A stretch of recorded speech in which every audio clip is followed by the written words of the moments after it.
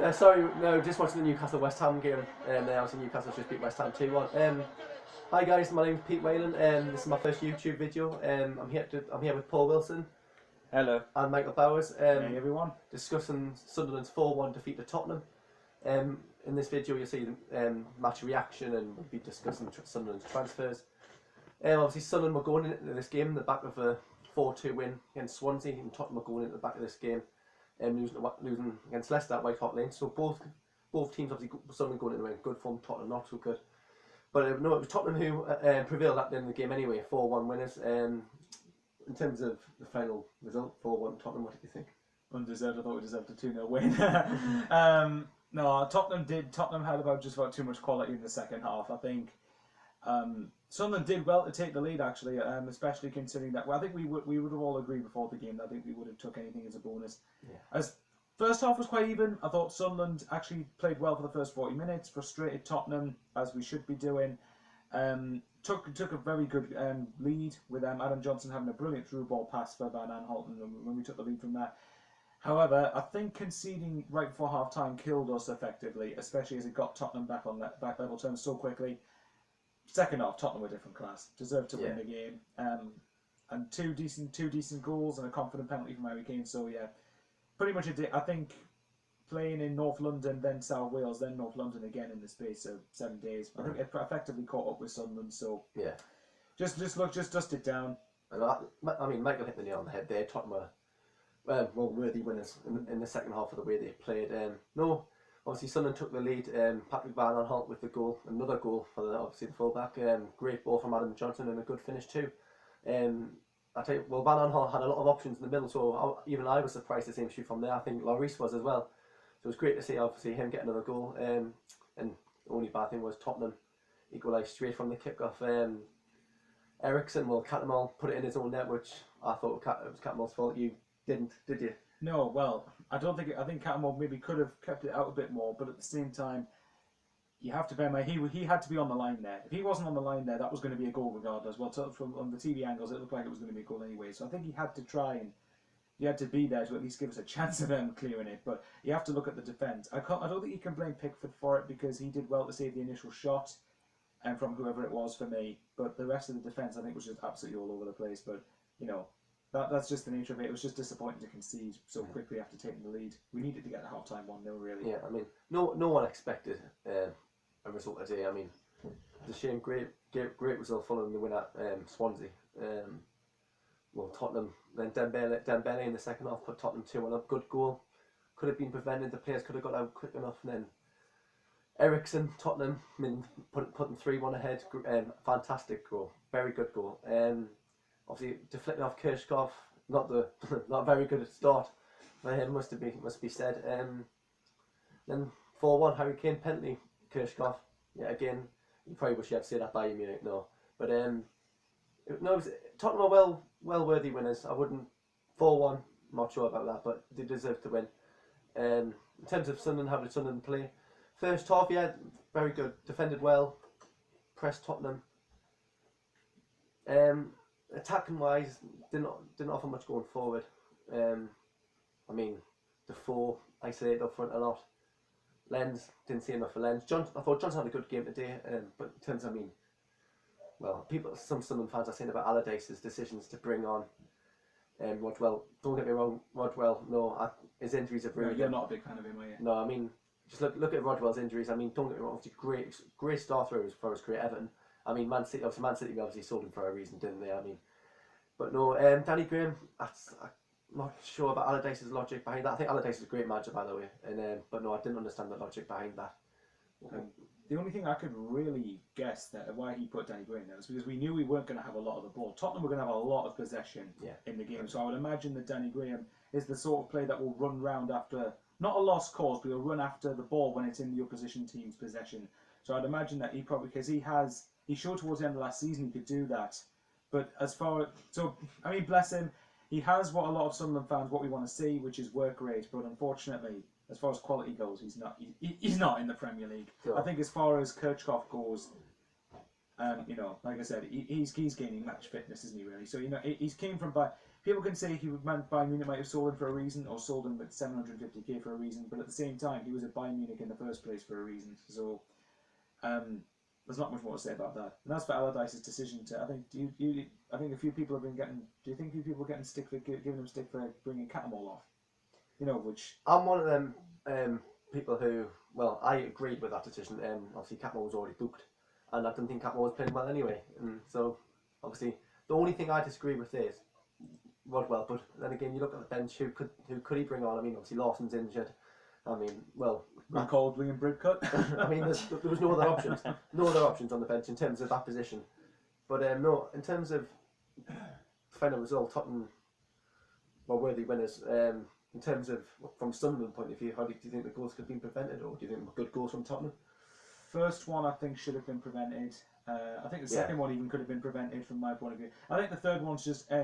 I think the third one from Kirchhoff, I think it's either a great strike from Eriksen or it's just unlucky from Kirchhoff. It's a bit similar to Paul Dummett's equaliser against Man United in the midweek, where he just happened to be there. The shot was going at a certain speed anyway. You couldn't really get out of the way of it. So I think the first two could have been prevented for me. Third one was a good goal. The fourth one, well, penalties are always 50-50. You're either going to miss it, you're either going to save them or you're not. So, I mean, going forward for Sunderland, I mean, we've been discussing this earlier. Obviously, the good thing is with Allardyce, we're beating the teams around us now. Obviously, in previous seasons, I mean, Hull, QPR, Norwich. I mean, again, this season Norwich. But since Allardyce has come, I mean, we've beat Villa, Swansea, Newcastle, Palace, Stoke.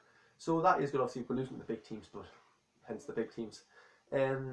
Bournemouth next Saturday now. Bournemouth have just beat Norwich 3-0. Well, I think it was 3-0 anyway last time I checked. But no, that is such a massive game now at the stadium at night as well. I mean, Bournemouth get another win next week. Tell you what, they could kick on. So Sunderland really do need to win next week. But in terms of next week, Ndoye, will he make his debut or not?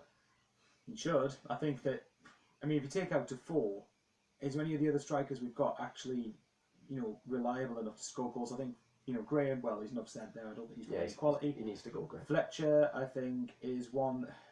Fletcher frustrates me because he's always one that I know can play better than what he usually does. This season he's played alright, to be fair to him. In his first season for us he was quite good, but the last two seasons prior to this one, he might as well not even been at the club personally. He doesn't score enough. I think half the time his laziness and his attitude really gets caught into question. And then you've got Barini, who, let's face it, we were pretty much masturbating over in the summer of 2014 trying to sign.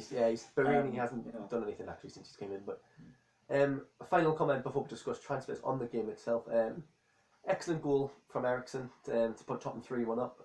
I think Kirchhoff was a bit lazy, to be honest with it. He was unlucky with the deflection, just the way he just stuck out a leg, and then top corner, obviously. Then he gave a penalty away. Good goal for Dembele for Tottenham's second, and the first one that we've already discussed. But in terms of transfers, Sunderland linked with Swansea forward Andre Ayew. 12 million the fee is to be reported of anyway. So would you like to see him at the club? I would. Well.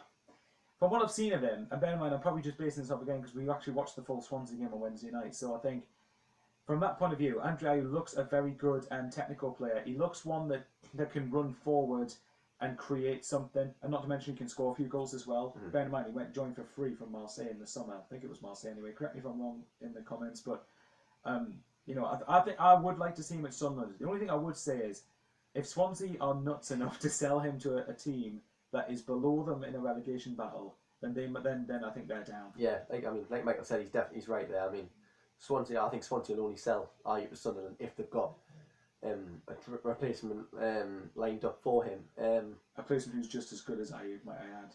Yeah, who's actually of equal quality to him. Shelvey obviously went to Newcastle, so there's one big player from Swansea gone. Ndoye, do I think he's the answer? I haven't seen enough of him. 5 goals and 15 appearances for Hull City last season. It's not a bad return. Knows where the net is, I suppose, and he's a big lad and he could play well with Defoe, even though Defoe's already proved he can't play. Yeah, well, I think Ndoye's the type of signing that Allardyce likes. He likes a big, strong, powerful forward more than anything else, and if you have that complementing Defoe who can score goals, then fair enough. One thing I liked about him was. Paul's talking, by the way. You can't actually see me. There's no invisible man. No. I'll tell you what. Yeah, what might be better if you do this and move towards him. There you go. What I actually liked about him was his interview with the club. I'm not sure if you've seen it. Who's that? With the player. Right. Yeah.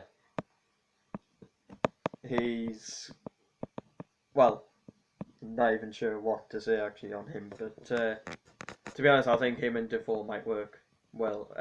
I think they'll work well together, mate. Yeah. Straight away, just that back. I'm looking just about without falling. Oh, hang on. Okay, carry on. Yeah, I mean, so no one expected a result today. I mean, 6 points from the last 2 games. Villa and Swansea, 2 teams, but near in the table. So you couldn't ask for anything more, I suppose, from them 2 games. Today, Tottenham well deserved the win. So best of luck, Tottenham, for the rest of the season. Top 4, I think you will get it. Yeah, I do. I think Pochettino, well, he's doing well. He's building a good little team there with Dele Alli and Harry Kane and Gila Miller and that. Is there any? Well, I tell you what. Whilst we're discussing your likes of your Swansea, your Aston Villa, Okay. who do you think will go down? And feel free to add in the comments below who you think will go down. By the way, I'd say at the minute, if Villa, I think Villa is going to be an obvious contender there. But I think if Villa do stay up, I think that's going to be the greatest possible escape. yeah, fair play. It's going to be the greatest escape if they manage to stay up from this position. Considering Newcastle's just won, Villa are now 11. If they lose to Leicester, which based on this season they should really, yeah, definitely, they will be 10 points behind. So we'll have to wait and see what happens with that one. I'd say Villa. Bournemouth won today, but I still don't think they're Premier League quality personally. That or the same could be similar to said of Norwich. Yeah. I think it's going to if Swansea sell Ayew to Sunderland, which I don't think they will, which I hope they do obviously, but if they don't, so if they do sell Ayew to Sunderland, I think it'll be Villa, Swansea. I think it's going to be Villa definitely. I think it's going to be 2 out of Swansea, Bournemouth, and Norwich. Mm-hmm. No, I would say Aston Villa. I kind of see them pulling off a great escape. Aston Villa. Norwich are a funny team. They seem to be doing a bit better this time compared to last time round. Obviously 3-0 defeat at Bournemouth today. That isn't a great start for their survival hopes. Swansea, we were discussing this after Sunderland won at the Liberty Stadium the other night. I don't know why Swansea are down there, to be honest. I mean, as you know, I'm a massive fan of Gylfi Sigurdsson. Keishon Young again, obviously Shelby gone, Gomez.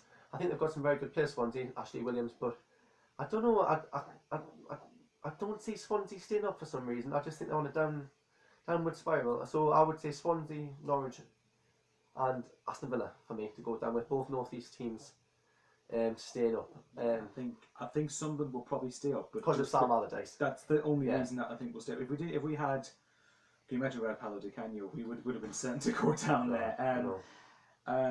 I think Newcastle, as much as I want them to go down, as long if we finish 17th and finish above Newcastle, then that's my season happiness. But I think Newcastle will stay up because I think they've got the quality. On paper, their team actually does look all right. I think it's too good to be. Personally, I think it's too good to be where it is. But I think I would say I think it's well experienced. Like you were saying before, that I think that Sam Allardyce is one of the most experienced managers you could have in a situation like this. Yeah, well, I mean, so Aston Villa, Remy Gard, Swansea, Alan Curtis. Norwich, I always forget the Norwich boss's name. Alex Neil. I mean, there you go. And now with Bournemouth, so yeah, and Steve McClaren with Newcastle. I mean, Sam Allardyce. If you want to survive in the Premier League, Sam Allardyce probably is the best manager in this situation to stay up. Him or Tony Pulis, but Tony Pulis obviously was at West Brom, so yeah. I mean, and just before we go, obviously thanks for watching first YouTube video.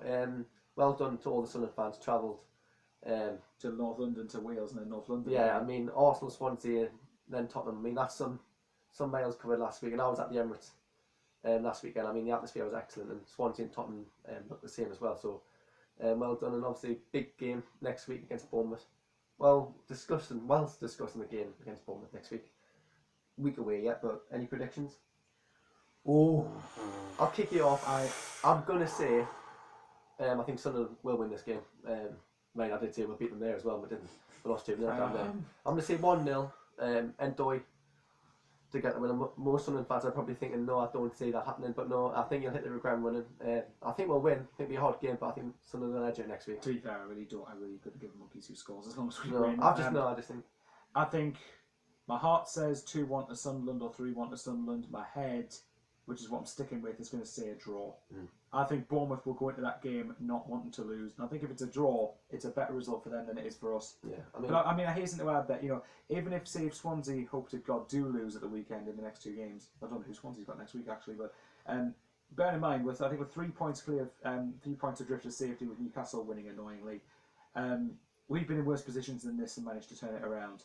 But we do need to start picking up wins. I think if we beat Bournemouth, January I think in results terms would have been a successful month if we beat Bournemouth, because we've beaten Bournemouth, Swansea and Aston Villa, and then got beat at Spurs, which you'd expect, got beat at Arsenal at the Cup, which we didn't really care about in context of our league position. So I'd say, but as for the game, I'm just going for a 1-1 draw, because I always end up going for them with Sunderland. So there you have it. I'm actually going to say I'm going to say 2-0 Sunderland, actually. 2-0 Sunderland, right. Endoy and Jermaine Defoe. Please let these two rewrite. I don't know what I'm talking about. But I am going to say them two. So there you have it. I think them two will work well together. Yeah, They've got the potential to work. They have got the potential to work well together. So there you have it. Obviously Tottenham 4, Sunderland 1. Obviously we've discussed the transfers. Bournemouth next weekend. It's a massive game now. So thanks for watching. One last request for Tottenham fans watching: can you please stuff Newcastle at St James's Park when you go up there? Yeah. Thank you. Yeah, thanks for watching. Have a good weekend. Thank you very much.